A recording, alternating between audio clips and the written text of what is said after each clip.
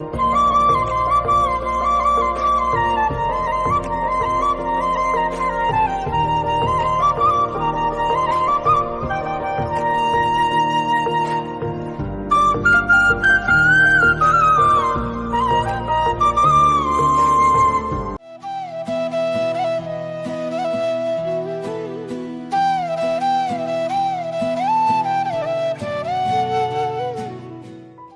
Guys, good evening. কেমন আছো তোমরা সবাই? আশা করছি তোমরা সকলে খুব ভালো আছো।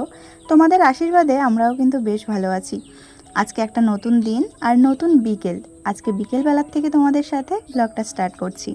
আজ শনিবার আর ঘড়ির কাঁটায় এখন বাজে বিকেল 5টা। চলো তবে এখন থেকে তোমাদেরকে সাথে নিয়ে আজকের ব্লগটা স্টার্ট করলাম। আশা করছি তোমাদের ভালো লাগবে। সম্পূর্ণটা আমার সাথে থাকার অনুরোধ জানাচ্ছি।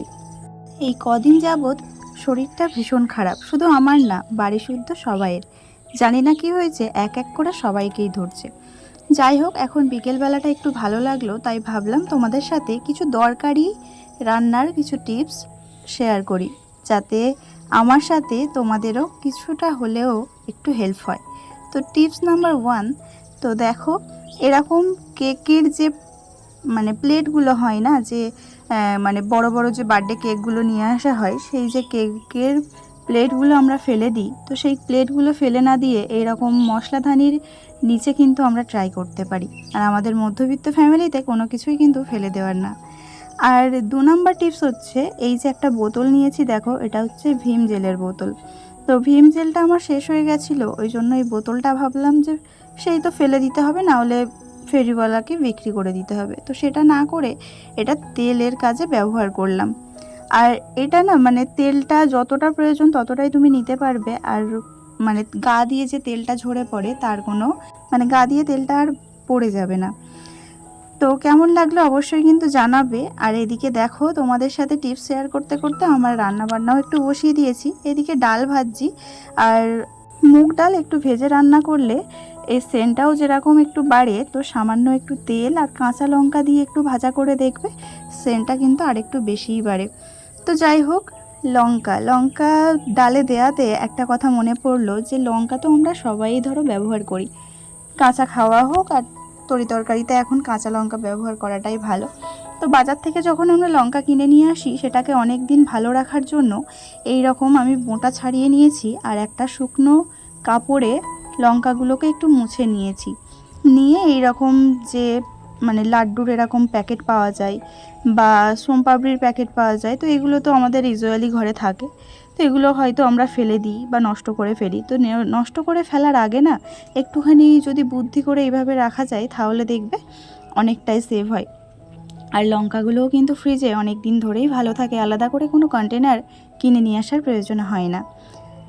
টিপস নাম্বার 4 হচ্ছে, বাচ্চাদের যখন ফল টল কেটে দেবে, তখন দেখবে যে একটু বড় বড় করে কেটে দিলে ওরা খেতে চায় না, ওদের খাওয়ার মতো সেই এনার্জিটাই থাকে না, ওদের হয়তো খাইয়ে দিতে হয়। এবার তোমার হাতে সময় নেই, তুমি কি করবে? তো বাজার থেকে আম নিয়ে এসেছিলাম।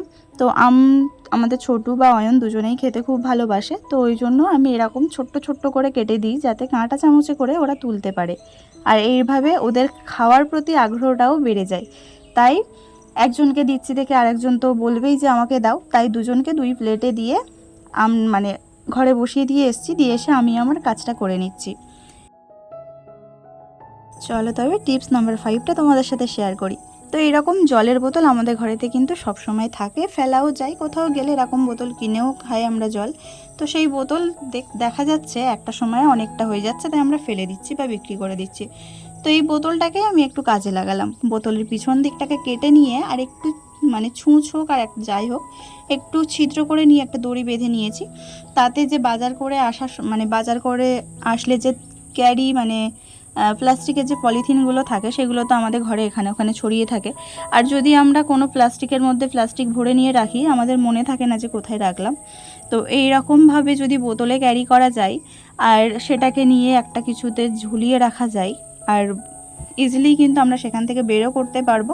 আবার প্রয়োজনে সে ক্যারি যদি পড়েও থাকে, সেগুলো দেখে আবার সেই জায়গায় রেখেও দিতে পারবো। এই টিপসটা তোমাদের কেমন লেগেছে এটাও আমাকে কমেন্টে জানাবে। আর চলো, আমার তো ডাল সেদ্ধ হয়ে গেছে। তো ডাল সিদ্ধ হয়ে যাওয়ার পরে আমি ডালে একটু নুন হলুদ দিয়ে ডালটাকে ঘেঁটে আর একটু জল দিয়ে আর ফুটতে দিয়ে দেব, যাতে করে ডালের যে লবণ হলুদটা ওটা আর কাঁচা গন্ধ না লাগে। তো তারপরে হচ্ছে আলু আর পটল ভেজে আর ডালটা তেল দেবো। আর এদিকে দেখো একটু আলু ভেজে নিয়েছি। আর একটা টিপস হচ্ছে, পটল ভাজার সময় পটল আলু বেগুন এইগুলো যখন ভাজবে না, তখন নুন হলুদ মাখিয়ে রাখার সঙ্গে সঙ্গে যদি কয়েক ফোঁটা তেল ওদের মানে ওই সবজিগুলোর সাথে মাখিয়ে রাখো, তাহলে দেখবে যতটা পরিমাণ তুমি তেল দিয়ে ভাজবে ততটা পরিমাণই তেল তোমার রয়ে যাবে, একটুও বেশি তেল কিন্তু তোমার খরচ হবে না। তো দেখো আমি যতটা তেল দিয়ে পটলগুলো ভাজলাম, মানে সব পটলই আমি একসাথে দিয়েছিলাম, একটা একটা করে পটল আমি ভাজি না কোনো সময়, তো খেতেও কিন্তু ভালো হয়। আর যতটা তেল দিয়ে আমি ভেজেছি তো ঠিক ততটা তেলই আমার কিন্তু রয়ে গেছে। তো সেই তেলটা তো আমি আর মানে ফেলে দেব না, তো ডাল সিদ্ধ করে রেখেছিলাম, তাতে একটু শুকনো লঙ্কা একটু গোটা জিরে বা পাঁচফোড়ন তেলে দিয়েছি, দিয়ে আর ডালটা ফোড়নে দিয়ে দিলাম, তাহলে আমার একটা তরকারির তেলে আমার আরেকটা রান্না হয়ে গেল। তো এই টিপসটাও যদি তোমাদের ভালো লাগে তাহলে কিন্তু আমাকে কমেন্ট করতে ভুলো না।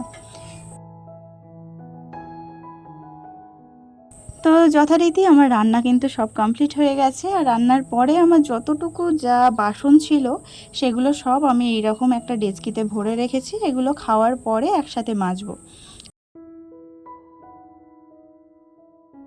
রান্নাবান্না করে এগুলো গুছিয়ে রেখে আর গিয়েছিলাম ঘরটাকে পরিষ্কার করতে। খাটের তলা থেকে অনেকগুলোই জিনিস বেরিয়েছে, মানে নোংরা জিনিস আর কি।